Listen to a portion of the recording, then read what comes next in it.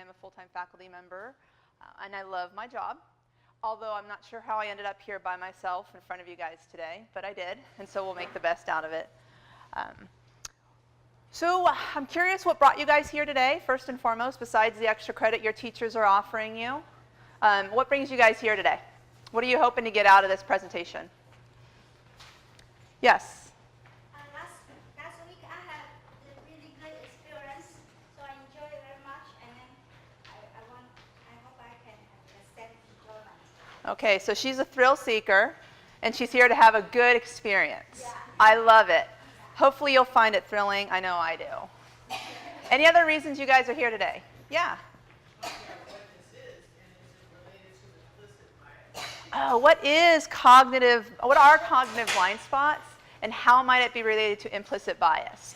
I'll tell you up front, I'm not going to talk with you about implicit bias today, what it is, what factors contribute it. However, our blind spots lend us to maintain our implicit biases. So when I can, I'll try to integrate that into the presentation. They're certainly connected. Other reasons you guys are here are things you're hoping to get out of it. No, everyone else is just tabula rasa, blank slate, waiting to have something written down for you. Yeah? Fantastic. How many of you are here for extra credit? All right, at least we could admit that. That's okay. There's, any motivator to get you in the space, that works for me. I can tell you guys as well, if you've ever been in my class, which I don't recognize any of you, I always have a PowerPoint to guide my process because it's kind of linear, but most of what I teach is nonlinear. And so if I'm lucky, we'll get through half these slides, but all of the slides will be made available to you through the Misinformation website. Is that right, Phil? Yeah. So you will have access to them afterwards if that's the case, if we don't get as far as I hoped. Okay. Reality versus perception are not always the same. Our reality is subjective. We see and experience what goes on around us through a lens that has been a product of our entire life experiences. So when I talk about cognitive blind spots, we see what we want. We see what has been useful to us, and we see what reinforces the way we feel, think, and act. So cognitive blind spots are ways in which we maintain existing belief systems and the way that we hold on to those, oftentimes in spite of information that contradicts it.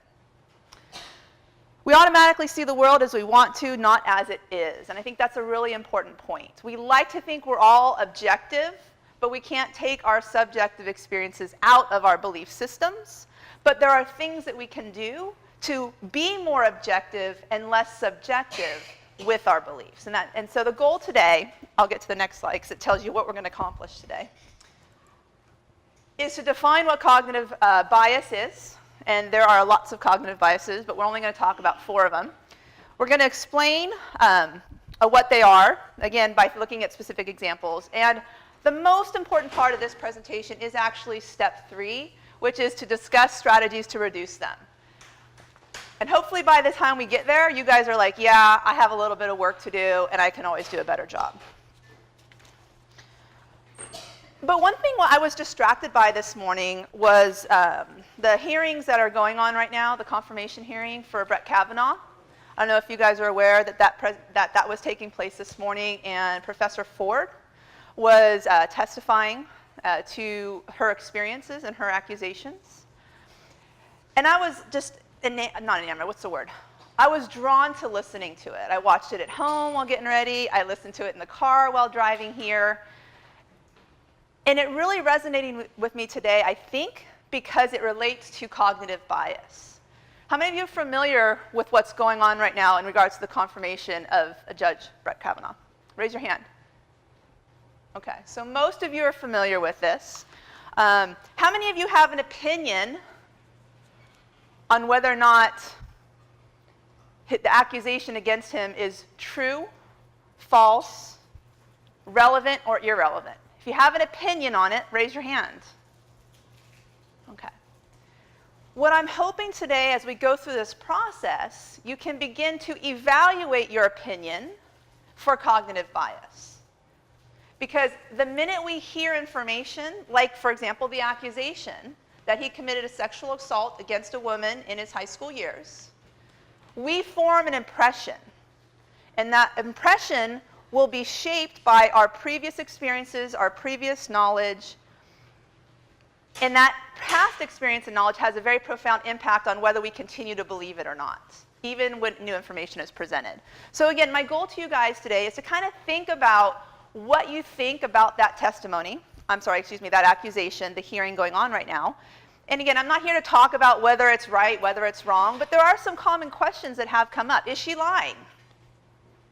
Is he lying? Right? Is this a political move? And that's another one of the questions. So our biases will shape how we answer those questions. And hopefully by the end of this activity today, you guys will have some strategies to be less biased and more objective to come to those conclusions.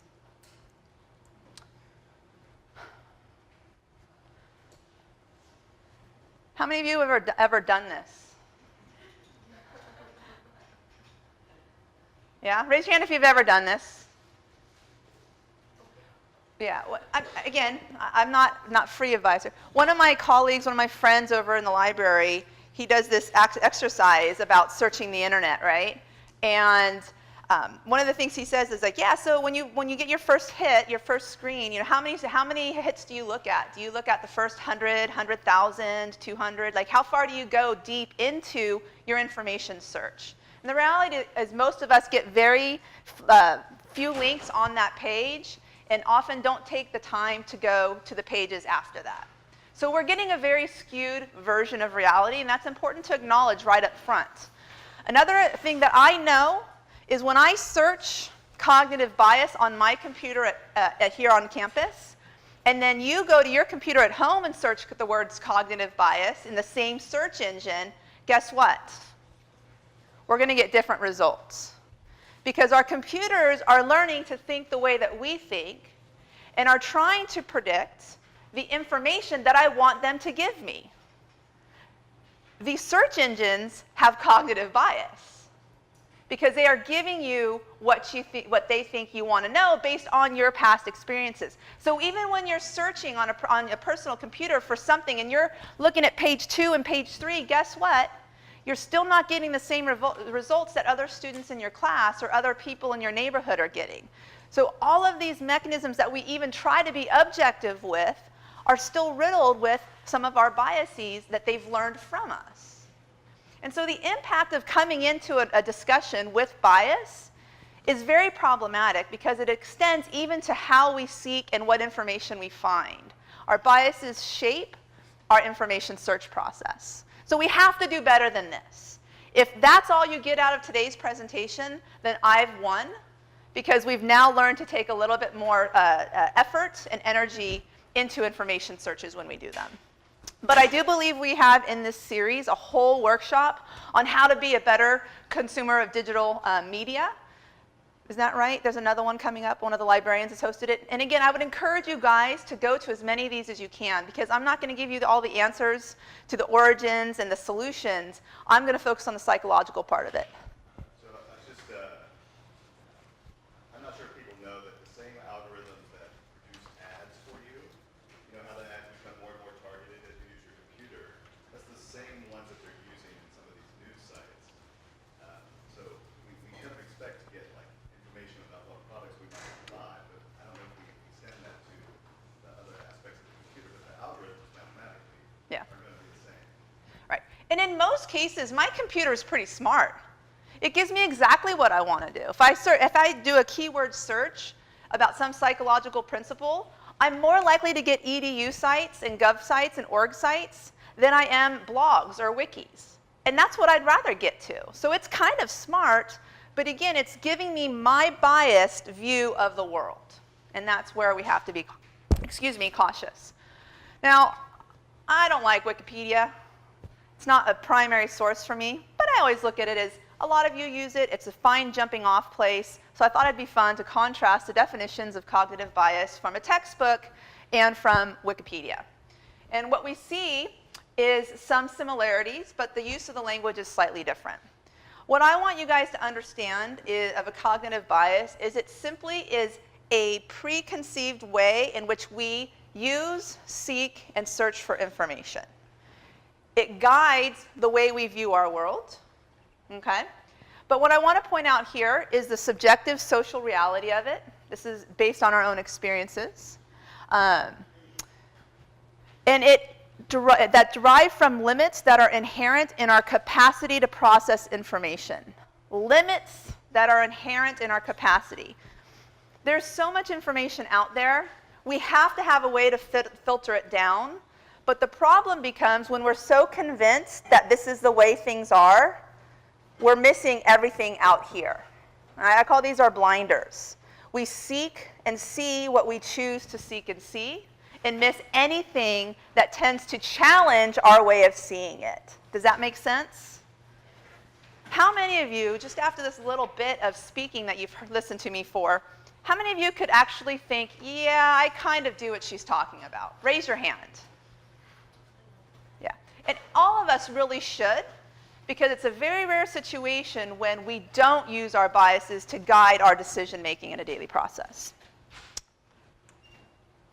And if you have questions along the way, you don't have to save them for the end. If you just want to ask a question either on point or off point, please feel free to just raise your hand and we can stop and pause. Okay, so I mentioned already that there are a lot of cognitive biases. And here's a great representation of how many cognitive biases we have. I'm actually going to zoom it in out a little bit. There we go. So we clearly don't have time to talk about all of these. Again, I'm going to focus in on about 4 of them. But what I think is really great about this visual is it focuses on the ways in which information is gathered or used. And we know that our biases shape what we remember. We're more likely to notice, well, first of all, we're more likely to pay attention to and notice information that confirms our existing beliefs. Okay, and that's very, very well documented. We'll talk about one of the main biases we use there. When there's too much information, we get overwhelmed and we revert back to biases that bring us back to our safe place, right? So the abundance of information can also be problematic in the way in which we deal with it, limits our capacity to integrate new information with old information.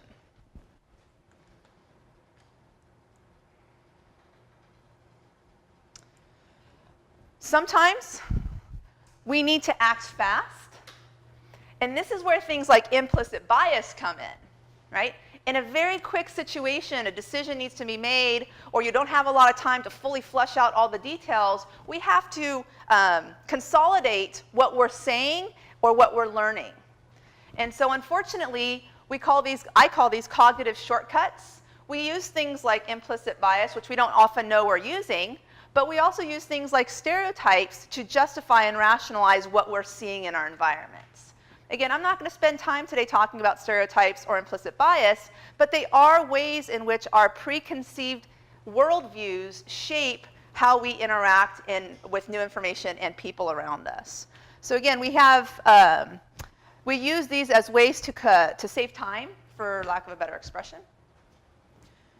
And then we use them for not enough meaning. You can see some examples of this. We imagine things in people we are familiar with or fond of as better. It's called Ethnocentric Fallacy.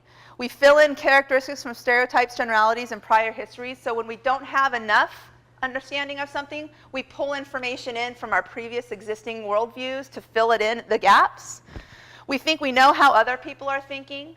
Right? Again, we make predictions because our experiences are so real to us. Of course, that's how everybody sees it, right? We had an opinion on the accusations against Judge Kavanaugh. Of course, everybody understands where I'm coming from because I understand it. It makes perfect sense. And that's why I arrive at my conclusion. But we make overestimations of how other people are looking at and seeing and processing the same information. So what I want to tell you here is just simple. I never know how to get back to that. Let's see, where was I at? I was right here. These biases are so pervasive, we don't even know we're doing them. Sometimes we do, but a lot of times we really don't know we're doing these things. They're just ways that we can quickly navigate and maintain how we see and view the world without having to change much. Now let me ask you guys to predict something. Again, let's imagine I stopped the conversation here. And I said, what solutions do we have then to help mitigate or reduce the impact that these biases have on our ability to think logically and rationally? So everything I told you, what is one prediction about a strategy you can employ to not fall victim to these biases? Yes? Perhaps try to consider a different way of perceiving what's coming in as far as any given situation. So the suggestion is to be willing to consider alternatives to what you already know. Is that a good summary of what you said? Yeah? Close enough? Do you want to No, just the way I said it probably wasn't the best way, so that was more a succinct No. way. Yeah, I'm just trying to, again, understand his perspective, ironically, right? Any other solutions at this point, what we can do? Notice my thinking. Yeah, pay attention to the way you're thinking. I think that's really important. This might be related to this, but ask, how could this not be true? Ask, how could I be wrong? Am I so right? What would be another perspective? What would somebody else potentially who differs from my opinion or belief say? Anything else? Yeah. Stay informed. But remember, we can stay informed and get exactly the feedback loop that I wanted to, right? So it's not just about staying informed. It's also looking for information beyond the normal channels that we typically use, right? There was a viewpoint exactly a couple days ago, SB 1391. It was written by a judge as well as a former DA. And there are emails right there. Where did you get this information? The information came through it. Now I can dig deeper into the original research that was quoted. I think you can just dig deeper. Digging deeper. I like that. Get beyond the first hit. Get beyond the first page. Even if it's the first hit on the first page or the bottom hit on the first page, once you read it, what else should you look for? What else are you looking for when you read an article on the internet? Do you just read it and go, sweet, that's awesome, now I totally get it? Yeah, you're going to look at their sources. You're going to look at the author. You might go click on the author's link and read a little bit more about what they are. That quote I gave you earlier about how we view the world and the way we want to see it, do you know what he does? Is he like a cognitive psychologist? Is he a neurobiologist? No, he's a journalist who specializes in science. So again, do you need to take his word for it? Maybe you could, but maybe it's worth digging a little deeper. So these are all really great ideas. And again, if we stop the workshop now, at least you have that information. But I'm going to put it in more context as we go. But I want to sum up with this part of the presentation is it influences what we pay attention to, what we look for, what we remember, what we think, and why we think it. And that's why when you're a Democrat, you dig your heels in and say, this confirmation should not go farther, and here's my reasons.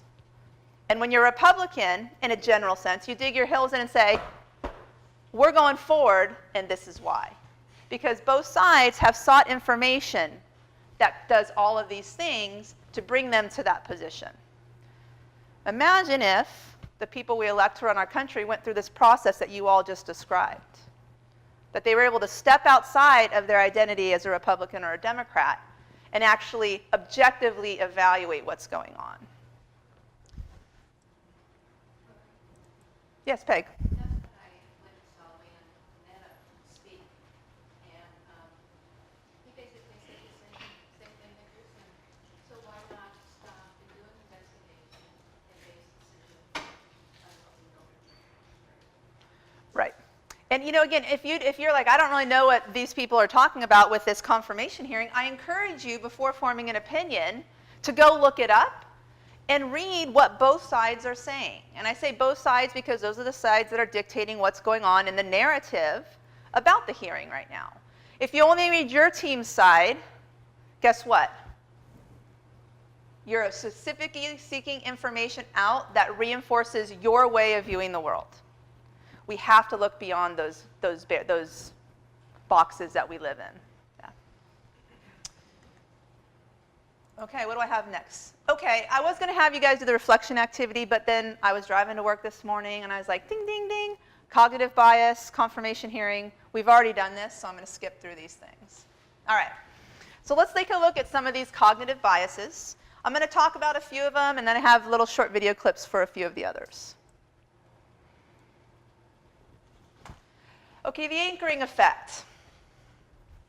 Tendency to remember the first piece of information you find and framing new information around that anchor. Right? So what we're talking about here is you hear the first argument, and everything you do after that is designed on either supporting or refuting that argument. Now, interestingly enough, when you look up the anchoring effect, apparently, from a behavioral economics standpoint, we are exposed to the anchoring effect in our lives. And here's how. You ever see that product that it's like $500 reduced for $199? You ever seen those sales? And you're like, what a killer deal. I'm going to get that because you're saving $300, I'm saving $300. The research shows you're more likely to buy that product when you see that sale, because you're like, that's a sale, than if they just listed it for $199. The research is very clear. Again, you can look this up. Don't take my word for it, because that's what I'm telling you not to do. Go look it up. The anchoring effect is very prevalent in the way products are advertised and sold to us. Right? We get so caught up in the sale, reduced price of it, we don't stop to think, well, is this a good price even at the sale price? Right? And that's the anchoring effect. So is this a good argument for net neutrality? For net neutrality, it's potentially, maybe not the most foremost argument, but I could see how if you have certain companies who are paying to have greater exposure, you're more likely to buy their product because it's the first thing that might show up on the Google page and such like that. So I can see some connectivity to it for sure. Wasn't the first thing I thought about, but yes. Okay. So that's one of them. How many of you guys think you've ever done that? You kind of get caught up in an idea, something you hear, that makes perfect sense. And then everything else afterwards, you kind of try to rationalize it around that piece of information. Raise your hand if you think you've done that. And remember, sometimes we're aware we're doing it, and guess what? Sometimes we're not. I'll let you guys chew on that comic for a minute. I liked this one because it was out of the Sacramento Bee, right? Local paper. So this was in 2014, right? What was happening in 2014 in the news? The Ebola outbreaks, right? And this guy's like, oh my God, Ebola! He's worried about all these things that he could die from. But the reality is, there's a lot more of other things that has greater potential to die from than the Ebola virus, right? In here, it's implied that he's got an obesity issue. He's smoking. He likely has a smoking issue. And it's implied, too, he may have a drinking issue. So despite the information that we know about deaths related to alcohol, tobacco use, and obesity, guess what he's worried about? Ebola, because that's what he's inundated with through his news and what he hears people talking about, and that becomes so readily available to him. We call that the availability bias. I was just going to ask, does that kind of tie into the availability heuristic? Yes, it's pretty much the same thing. Yeah. Okay? How many of you guys have ever done that? Yeah, most of us probably would raise our hands on all these if we're being truly honest with ourselves. Okay. So confirmation bias, how many of you have heard of confirmation bias before? Okay. This one's pretty simple, the tendency to seek out information that confirms our beliefs. There's a second part to confirmation bias that also says that we refute evidence to the contrary, right? So and this is, again, how we look for information. We look for things that support our beliefs, and like I told you already, our computers are willing to give that back to us. We call those our echo chambers. These are the communities and the people we associate with in our communities that reiterate our beliefs. And by the way, the more you say something that you think is true or reflects your belief about something, guess what? The more we dig our heels into it. And we're going to talk about why that's a barrier in a little bit. So echo chambers are very, very dangerous. And I want to remind you that they exist with the people we socialize with, but also we create them with the mechanisms that we keep around us, like our computers. But let's learn a little bit about this particular confirmation bias. Number 5, confirmation bias. We tend to listen to information that confirms what we already know, or even interpret the information that we receive in a way that confirms the current information that we already have. Let's say that your friend believes that sweets are unhealthy. This is generally a pretty broad belief. He will only focus on the information that confirms what we already know. He is more likely to click on videos that confirm that belief, or read articles that support his argument. He doesn't go through and cite positive health effects of increasing blood glucose levels, or positive effects of eating a bowl of ice cream. No, he will instinctively go to Google and type in how bad is sugar for you. The confirmation bias is very dangerous in scientific situations, and is actually one of the most widely committed cognitive biases. There you go. Short. Does that help clarify confirmation bias? And again, I think as students, just because you're here doesn't mean that you will develop these skills. Although all the people I work with are here to help you develop the skills to be these critical thinkers. You see how just a simple phrase of your question or the information you're seeking out skews what you're looking for. All right, so keep that in mind when you're doing research on a topic. You want to sort of phrase it as objectively as you can so you could gather the information and arrive at a conclusion, rather start with the conclusion and build support to it, right? So I think that's a really important strategy as well to deal with confirmation bias. All right, what else do I have here? Any questions about confirmation bias? That one's pretty easy to get. Yeah. How many? And did I ask how many of you guys do this already? Yeah, and again, all of you should raise your hand because we all do this one. I'm a geek, and I love research. How many of you guys love research? Awesome. We can all geek out on this slide together. This is a very complicated summary of a way in which bias reflects on our willingness to find alternative information or to refute it. In this particular study, they were looking at what impact does information have on our willingness to revise our way of thinking and how we use information to the contrary.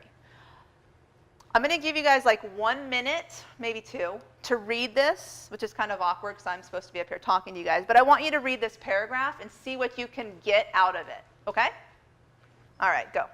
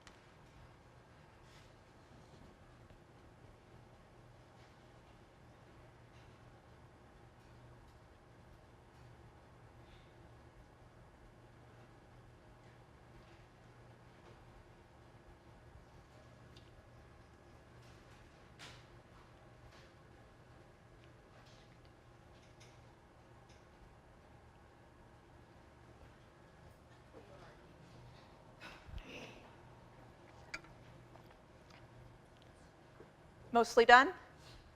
Okay. So let me ask you guys, because I think it's sometimes you can arrive at conclusions without me telling you, what was the big takeaway from this? And do me a favor, try not to read off the slide. Put in your own words. What is the most important thing you think this tells you about, that you got from reading it? Yeah. For me, reading it quickly, it seems that people, humans, are constantly trying to reconfirm themselves. You know, we have this, thing where we don't want to be wrong. Right. So they were given, I guess, 2 different separate pieces of information based on, a specific thing, and as opposed to looking at the opposing view and saying, well, hey, this could now change my view. They looked at something that confirmed their view and said, hey, this is why my view is correct, because look at this, So it's kind of like we're in a constant battle to be correct about our feelings and opinions. Yeah. Does anyone agree with Keisha, right? No, yeah, I know, but I was just double checking because it's been a while. What do you guys think about that? We don't want to be wrong. So looking for information that supports our beliefs helps us to maintain a sense of self as I'm smart, I'm good, I'm intelligent, I should be here, right? You agree with that? Okay, that's definitely something that comes out of this, but there's a counterpoint to that that goes, or not a counterpoint. There's another way of viewing this study that goes along with, side by side, this. Yeah? Maybe I'm getting this wrong, but I was a little confused because it said that they believed more the ones that, that agree with what they already believe, but yet they still reported corresponding shifts in their beliefs as other procedures were presented. So I am confused. So this has to do with the method itself, and you're not going to understand they reported corresponding shifts in beliefs as the various procedures were presented. That has to do with the method part of it, and without the whole study, you're not going to understand that line, right? You had something you were going to add? Yeah, it said, people judge the quality of information more positively if it's something they agree with. Right, because they say, hey, this is a good argument, and it agrees with me, right? Again, they don't want to be wrong, definitely, by globbing onto things that are good arguments, but what is the other side of this that they also found in the research? I think that a group of people, when given the same pieces of evidence, instead of them coming closer together, they're driven further apart. Right, and I'm going to do it this way. This is what they're calling polarization, right? Because both of these results led to, in this particular study, greater polarization. So it wasn't only about me being right. What was it also about in this study that they concluded? Yeah, that the other side of the argument is wrong, and they are wrong. So it wasn't just we're right, but it had to be also this corresponding belief that they were wrong.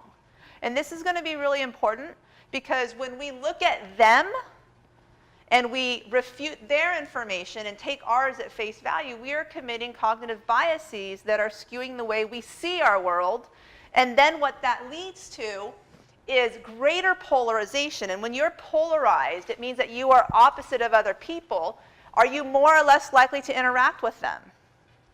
Less likely, right? Greater polarization drives division and isolation. And division and isolation lends to us and them thinking, which I'll talk about shortly, right? So what this shows you is exactly the depths of which confirmation bias works to get us to a place where we are at right now in our society with significantly high levels of divisiveness and polarization, especially in the political realm, right? Us and them thinking right now is hugely problematic. But again, I'm a geek, I like research, but not everybody does. All right, so let's move on. Or any other thoughts or questions on this slide? How's that? No? Okay. Okay, this is one of my favorite cognitive biases because it stems from this quote, and I don't remember the person who said it, but it's just you don't know what you don't know, right? How do you know what you don't know? You need to know. It's like maybe it's like a philosophical question, and I'm not a philosophy instructor. What this effect essentially says is that poor performers fail to see the flaws in their thinking or their answers that they lack. In other words, we don't know what we don't know. And so I'm going to let you guys watch this video about that. After the commercial.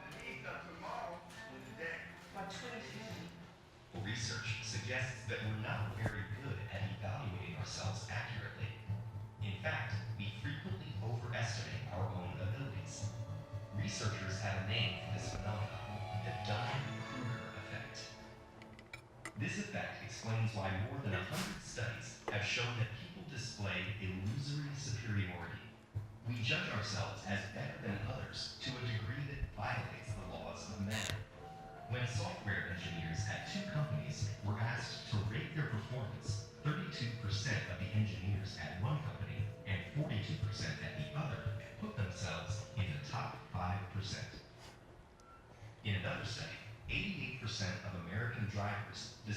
themselves as having above average driving skills. These aren't isolated findings. On average, people tend to rate themselves better than most in disciplines ranging from health, leadership skills, ethics, and beyond. What's particularly interesting is that those with the least ability are often the most likely to overrate their skills to the greatest extent. People measurably poor at logical reasoning, grammar, financial knowledge, math, emotional intelligence, running medical lab tests, and chess all tend to rate their expertise almost as favorably as actual experts do. So who's most vulnerable to this delusion? Sadly, all of us, because we all have pockets of incompetence we don't recognize. But why?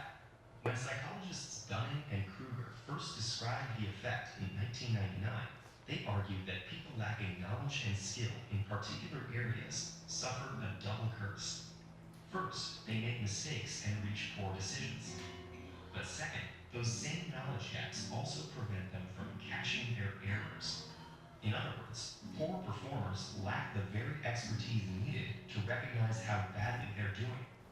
For example, when the researchers studied participants in a college debate tournament, the bottom 25% of teams in preliminary rounds lost nearly 4 out of every 5 matches. But they thought they were winning almost 60%. Without a strong grasp of the rules of debate, the students simply couldn't recognize when or how often their arguments broke down. The Dunning-Kruger effect isn't a question of ego blinding us to our weaknesses. People usually do admit their deficits once they can spot them. In one study, students who had initially done badly on a logic quiz and then took a mini course on logic were quite willing to label their original performances as awful. That may be why people with a moderate amount of experience or expertise often have less confidence in their abilities. They know enough to know that there's a lot they don't know. Meanwhile, experts tend to be aware of just how knowledgeable they are, but they often make a different mistake. They assume that everyone else is knowledgeable too.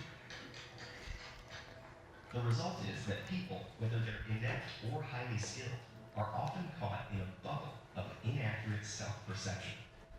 When they're unskilled, they can't see their own faults. When they're exceptionally competent, they don't perceive how unusual their abilities are. So if the Dunning-Kruger effect is invisible to those experiencing it, what can you do to find out how good you actually are at various things?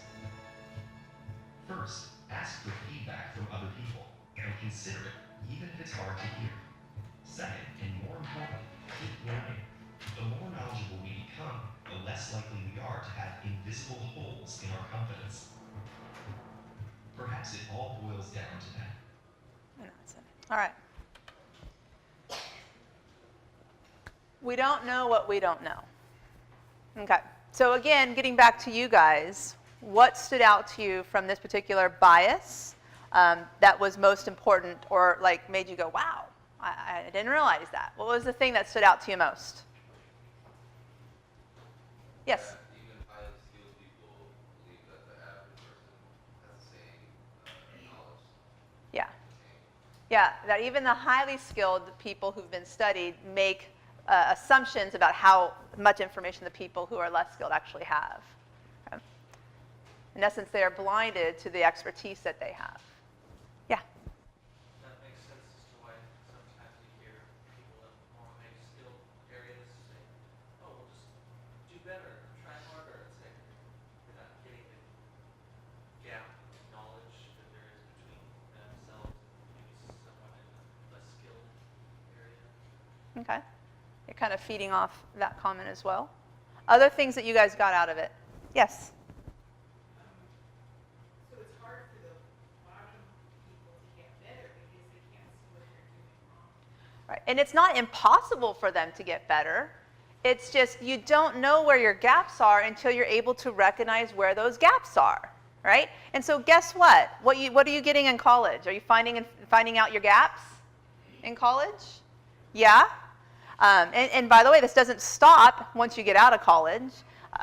We all recognize that we have gaps. I might be a air quote expert in the field of psychology. I never call myself an expert in the field of psychology, but you might have the perception as a psychology professor that I'm an expert, but I recognize that I'm not a cognitive psychologist. This is not my training. So I don't know the depths that I could go into explaining this with you, but I know of the general bias itself and how it affects us well enough to say to you guys, this is going on. But I would love to have a cognitive psychologist up here with me talking about it, right? I acknowledge those deficits. And I think acknowledging that we have information deficits is really important. I might be very well versed in the psychological impact of sexual trauma on people's lives.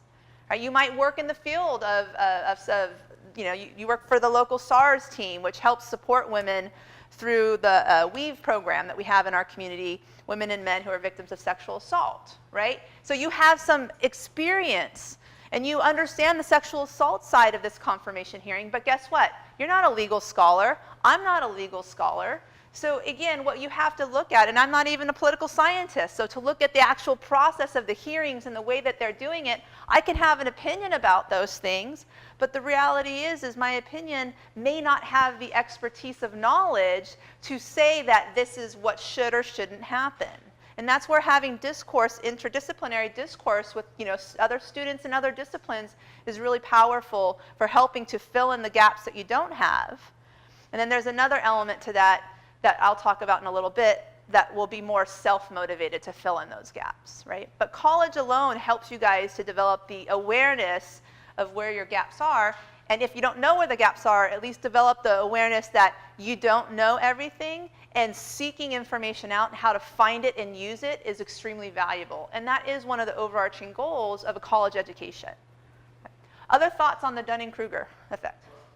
What I understand is that to recognize the gap, it requires work. And so the mind doesn't like to work in the sense that we're seeking pleasure more than work is pain. So with these biases, I see that we're seeking more of the easy way out. Yeah. And that's pleasurable. And the work that's required to evaluate it is more painful. Mm-hmm. So the brain tends to be skewed towards the pleasure, dopamine. Right. And so it's not only pleasure that drives these simple solutions, it's comfort, right? And it's effort. Because does it take energy and effort and work and time to go seek out your knowledge gaps? Totally, right? So again, sometimes we rely on experts who we think are experts in the field, and we say, oh, well, I believe this person because they're a member of my group. If you're a Democrat, you believe this person because they're Democrat-leaning. If you're Republican, you believe them because they're Republic-leaning. If you're Libertarian, you believe them because they're Libertarian-leaning. And you think they must be experts. We have to be willing to question the information, even sometimes that experts have, but acknowledge that experts have a level of expertise that I don't, right? So to say, well, you're an expert doesn't mean you know everything is simply confirmation bias and minimizing what other people know instead of saying, well, okay, I hear what you're saying. I'd like to know more about that. Ask questions, but then go do more research on it, right? Yeah, I say get an expert opinion, but get a second expert opinion. Yeah. It's like if I go to a doctor and tells me I have cancer, I'm not just going to go by him. I'm going to go to another doctor to get a second opinion, make sure that I have cancer. Right. Or if I have a cancer, brain cancer, I don't go to a dentist. And if I have toothache, I don't go to a neurologist. Right. I choose the experts. Right. What type of experts and how often I see those experts. So recently, something's going on in my community, and I'm part of a group that's opposing a development plan in my community. And one of the things that we oppose is this street entrance in the particular location it's in. And when the city was asked, we said, hey, why do we have to have this entrance here? The answer was, the fire marshal said it's a safety issue, right? So, okay, well, fire marshal's probably an expert on safety. City planners are probably an expert on finding the best location for that and working with that fire marshal. But I wasn't satisfied. I'm like, I'd like to know more about the code or the rationale for this. And I said, not because I don't trust the fire marshal, because I want to understand so that I can move on from this, right? And then I got some information back, boom, good, now I'm done. I get it. I'm sure the fire marshal was right in the decision. It makes perfect sense to me. But I didn't know what it said before until I took the time to ask questions. I could have been like, this is stupid and ridiculous, and I don't want the street here, right? Because that's my opinion, and it doesn't feel good to me. But I took a little bit of time to explore it. Not to refute the other person, but to understand the rationale behind it. And by the way, when I use personal examples, it's only because they're my examples. I don't want to at all make you guys to think I'm saying I don't have any bias and I'm always doing it the right way, because that's clearly not the case, because I am also human, and I do commit these biases as well. But I try not to, but it happens. Okay. Any other thoughts on the Dunning-Kruger effect? You don't know what you don't know. And once you know it, the question is what do you do? If you have a gap and you're okay with that, all right. But if you have the gap and you're not okay with that, what do we do to move beyond it? And we're going to look at those next. Okay, so the question is why, before we look at solutions, why do we hold on to our biased beliefs? It's satisfying as one of the options we heard already. What are some other reasons? Why do we hold on to these beliefs? Keeps us comfortable. It's easy. Any other thoughts? Ooh, for group membership. If I thought otherwise, what might happen? Might lose my status in that group. Your opinion was constant over a number of years, so it's Yeah. hard to think another way. Yeah, it's hard to change old ways of thinking. Maybe someone was like raised in a weird. Yeah. It feels very real to you because it's been a part of your experience for your life, right? Or at least for a period of your life. Those are all great reasons why we hold on to them. Can you also see why it's hard for us to let go of them? Yeah? They're very meaningful to us. Oftentimes, these beliefs are very meaningful to us. Now, I can tell you, and I said earlier, when we repeat something more often, it becomes harder to change. It becomes more a part of our beliefs. It becomes more real to us. It becomes more pleasurable. It gives us stronger group membership. The more we say it, the more we live it, the harder it is to change. So if you find yourself dug in on an issue, the bad news is you're less resistant to changing that, no matter what your identity is, than somebody who's still uncertain on the issue, right? So keep in mind that if we move too quickly to a position, we become anchored in that position. So before we arrive at a belief, a value, an opinion, we really should be thoughtful in how we get there, because once we get there, that's when these biases are likely to be more influential than when we started in a more objective space. Did I see a hand pop up somewhere? Yes? It's easier to maintain the status quo, but also fear, because if I change this, what are the implications of what's going to change? I belong to a church, Unitarian, which is pretty famous for thinking. But people still say, I like to be around like-minded people. And I'm like, no. Yeah. Hear different points of view. Yeah. No, and I like to be around reasonable people. Like-minded is too easy, right? Now, I don't like to be around unreasonable people. So I do have my beliefs and values. And if I'm in a space where somebody is dug in so far away from me, I don't like to be around those people. Because they're not going to have an impact on the way I think, because they're so far away from where I'm at. So again, I think I like to be around reasonable people. But I think being around people who are like us is so much easier. But it's also so much more problematic. Yeah. Okay. This has come up a couple times today. Identity is hugely problematic. Often our identities define who we are. And I put up the visual image here simply because politics are so much framing our public discourse right now, right? Our identities, there's not just Republicans and Democrats, there's all sorts of identities around here.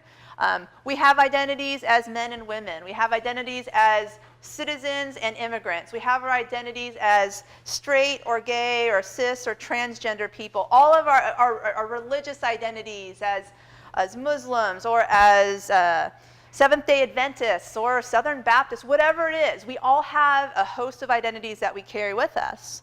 And along with those identities come beliefs. Now, we already talked a little bit about this, so I don't know how much time I need to spend on it, but those identities are barriers to thinking differently. They are feeding our cognitive biases and keeping us in a space where it's harder for us to challenge them. So whether it be through the people we associate, the like-minded people, whether it be through seeking information out or other alternate perspectives from other people, these identities are largely problematic because they keep us in the way of thinking. Now, you might be a Democrat or Republican by the way you vote, but that identity is not super important to you, okay? Think about that. You might have a political identity that sort of influences how you vote, but that identity is not important to you. It's just how you tend to vote, but it's not a part of who I am. When your identity defines who you are, you're less likely to challenge the beliefs that come with that identity. This is that groupthink where I'm a Democrat, this is the way we vote, therefore I just vote this way without thinking about it. I'm a Republican, this is how we vote, that's my Republican candidate. I'm not going to look at their positions on those issues. This is my church, this is our doctrine, this is what I'm told, this is what I think. I'm not going to look at other ways of understanding that same doctrine, right? When the identities become who we are, they become barriers to growth and change. Now, again, not all identities are equally important, but they do feed these biases and fuel these inaccurate views of the world, or at least not fully fleshed out views of the world.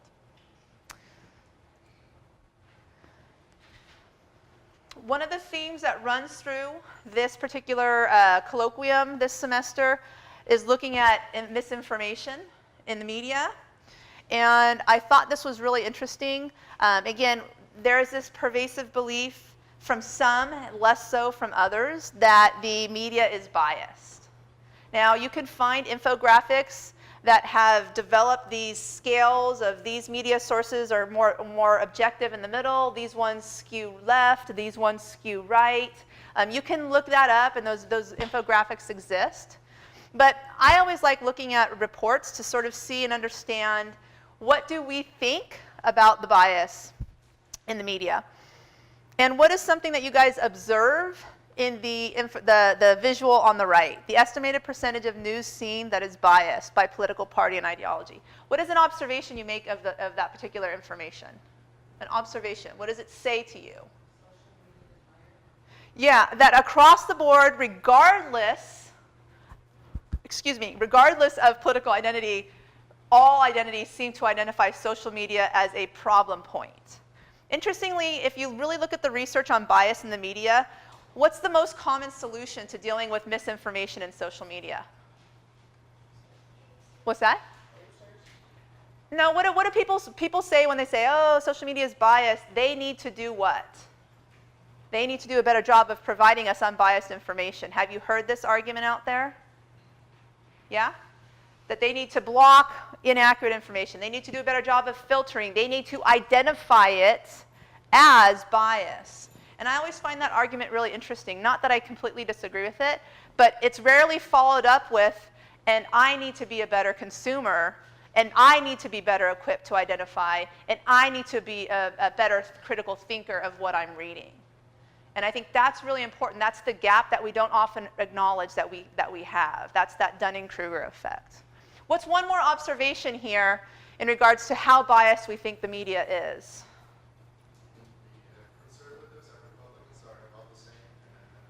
So conservatives and Republicans are about the same? And liberals and Democrats are about the same. And again, this is the belief of the biased media. Both groups seem to think there's bias, but one group seems to think there's more bias. And again, this is where those identities come into play. And if you're hearing from your group that the media is biased, guess what? You're more likely to say it too. And you're more likely to believe it without that critical consumer effort to say, is this true? What evidence do they have? Where are they getting that evidence from? How often has this been repeated? What does the other side say about this argument? What evidence do they have? And then come to the conclusion. Most people just simply go with their political party's perception, and that's it, right? We don't go much deeper. So remember when we said that biases are used to simplify the world, to make it quick, make an easy decision about something? This is where they're problematic, because they're also riddled with bias. So I just thought that was an interesting report. And if you want to read it more, I did put the link to the report in the presentation. Lots of really interesting stuff in there. And I mentioned the in-group, out-group issue. I don't want to spend too much time on it because I've got to wrap up in the next 3 minutes and I got to get to those solutions. But this is largely problematic when those identities are important to us. If identity as an independent or libertarian or Republican or conservative or liberal, if that's not really important to you, then you're less likely to look at other groups in out-group ways. When we have in-groups, we think our groups are better, and our ideas are better, and our values are better, and we denigrate out-groups. Kind of a lot like confirmation bias. We seek information to confirm our identities at the expense of our out-groups. Remember, we are right, they are wrong, that way of thinking. And again, that just fuels our own biases and blind spots. So what can you do? You guys already mentioned a variety of strategies earlier. The one we didn't mention, but was kind of skirted around in a lot of what you guys said, is, and remember this word, curiosity. The research on curiosity is very clear. The more curious you are, the more likely you're going to seek out information and answers. The more curious you are, when you get those answers, the less confident you'll be in them, and you'll seek more information out. That curiosity really helps us to move away from our biases. To ask questions like, here's my belief, here's what I'm reading, what could be a counter interpretation? What other evidence supports what I'm hearing or saying or listening to or reading? Curiosity is going to be one of your solutions to eliminating or reducing your cognitive biases. Never feel like you have all the information. Never feel like you have enough information. Once you hit the point you feel like you have enough information, guess what? You're now stuck in that way of thinking. There's a little video in here. You guys can watch it if you want, but obviously I'm out of time to watch it. So be curious. Be a willing listener. Look beyond labels. Avoid echo chambers. Any questions? No? So let me ask you, do you better understand what cognitive biases are? Do you feel like you have a few concrete examples of bias? Do you feel like you have at least one idea that you can do when you walk out this door to reduce your biases? Awesome, I'm winning. Thank you so much for coming.